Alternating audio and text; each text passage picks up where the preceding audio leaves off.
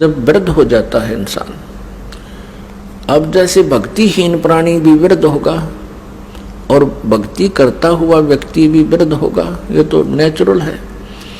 जो भक्तिहीन वृद्ध होगा उसकी तो दुर्गति होगी। वो क्या सोचता है वृद्ध अवस्था में, क्योंकि वृद्ध अवस्था में क्या होता है, जैसे अपना तो लड़का लड़की कहीं और की, वो हमारे घर आवेगी,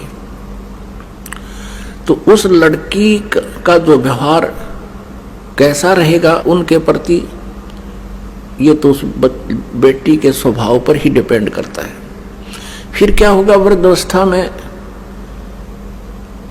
कुछ कहा सुनी अवश्य हो जाती है, कभी बच्चा भी बोल देता है, कभी पुत्र वधू भी कह देती है, तो फिर क्या याद आते हैं भक्तिहीन प्राणी के उस माता और पिता को, एकांत में बैठकर रोते हैं कि देखो हमने इनको ऐसे पाला पोसा, इनकी कितनी हमने सेवा की है, और देखो कितनी मेहनत से इनको पाला, आज हमें क्या सुनने को मिल रहे हैं। वृद्धावस्था में क्या होता है कि बूढ़ा आदमी अपने अनुभव को अपने बच्चों को बताने की चेष्टा करता है और वो कोशिश करता है कि बालक मैं कहूँ ऐसे ही करें, लेकिन उस वृद्ध की अवस्था में और बच्चे जब जवान होते हैं तब तक बहुत समय बीत चुका होता है, तो बच्चे अपने समय के अनुसार बाहर के समाज को देखते हुए अपने कर्म क्रियाओं को करते हैं, जो उस बुजुर्ग को पिता को गंवारा नहीं होते, जिस कारण से वो बात बात पे उन्हें टोका टाकी रखे, नो कहेगा तुम तो नाश करोगे, तुम ऐसा करते हो, हम तो ऐसा करते थे, हम कभी ऐसा नहीं करते थे। शुरू में हमने देखा कोई गांव में ये टूथपेस्ट ले आता, तो उसको टूथपेस्ट कौन लाता, जो नौकरी वाला हो या कोई बाहर शहर में रह रहा हो, तो उसके बारे में बातें बनाया करते, देख नाश करेगा, ये तो पता नहीं क्या बन गया। तो इस तरह की हमारी जो नेचुरल सोच होती है, इस तरह की सोच बनी ही रहती है, तो वो बुजुर्ग टोका टाकी अवश्य करता रहता है, जिस कारण से उन बच्चों में मन मुटाव सा बन ही जाता है कि पिताजी बार बार टोकते रहते हैं, हम कोई बालक थोड़ी रह गए हैं, शादीशुदा हो गए हैं, बाल बच्चे भी हो गए हैं। तो इस तरह का जो माहौल बिगड़ता है, वो भक्तिहीन प्राणी, ज्ञानहीन बूढ़ा वृद्ध या जो है ना एक नारी खराबी करा करे, एक विशेष अशांति का कारण बनता है। एक समय क्या हुआ कि एक वृद्ध मृत्यु को प्राप्त हो रहा था और उसकी जुबान बंद होगी। उसके बच्चे निकट आए, क्या हो गया पिताजी को, पिताजी कुछ ऐसे संकेत कर रहा था, ना हाथ हिल रहे थे ना जीभ उठ रही थी, ऐसे संकेत कर रहा था।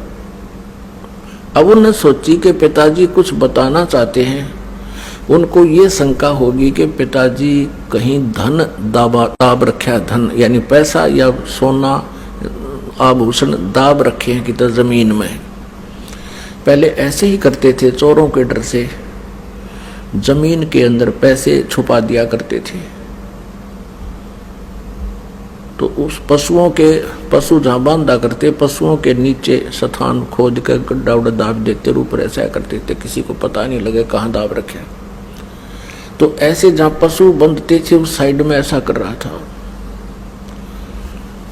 अब बच्चा ने सोची पिताजी कुछ बताना चाहते हैं, कुछ पैसा इन्होंने छुपा रखा है, मृत्यु होगी और ये व्यर्थ जाओगा। उस गांव में एक व्यक्ति था, वो ऐसा इंजेक्शन लगा देता था कि यदि श्वास शेष हैं उसके, तो उसकी जीभ उठ जाती थी, वो बोल के 1-2 मिनट मुश्किल से वो बोल सकता था, जैसा भी 1-2 मिनट, और वो 500 रुपये लेता था। वो दौड़ के गया, एक जना उनसे लाया, डॉक्टर को बुला के कि हमारे पिताजी के वो इंजेक्शन लगा दे जिससे ये बोल पड़े। उसने 500 रुपये रखवा लिए, 500 रुपये दो, पहले 500 रुपये ले लिए उसके इंजेक्शन ला दिया। वो बूढ़ा ठीक हो गया बुजुर्ग। तो लड़के कहने लगे हाँ पिताजी बता क्या कह रहे हो, जल्दी बताओ जल्दी बताओ। कहने लगा रे तुम कित मर गए, यो गाय का बच्चा झाड़ू खा ली, देख देख तुम कहाँ नाश करोगे मेरे पास है। ये झाड़ू खा ली गाय के बच्चे ने। नो कहेगा बूढ़ा तो मर गया। अब वो लड़के बोले बाबू यार झाड़ू 500 रुपये में पड़ेगी तेरी, वो तो गया बूढ़ा मर गया। अब हमारी एक तो यह स्थिति होगी बुढ़ापे में जो भक्ति नहीं करते, हम चाहेंगे बच्चों का लाभ करें, वो होगी आनी, क्योंकि उस स्थिति बदल चुकी होती है। और जिस घर में भक्ति नहीं वहां कलह रहती है। परमात्मा कहते हैं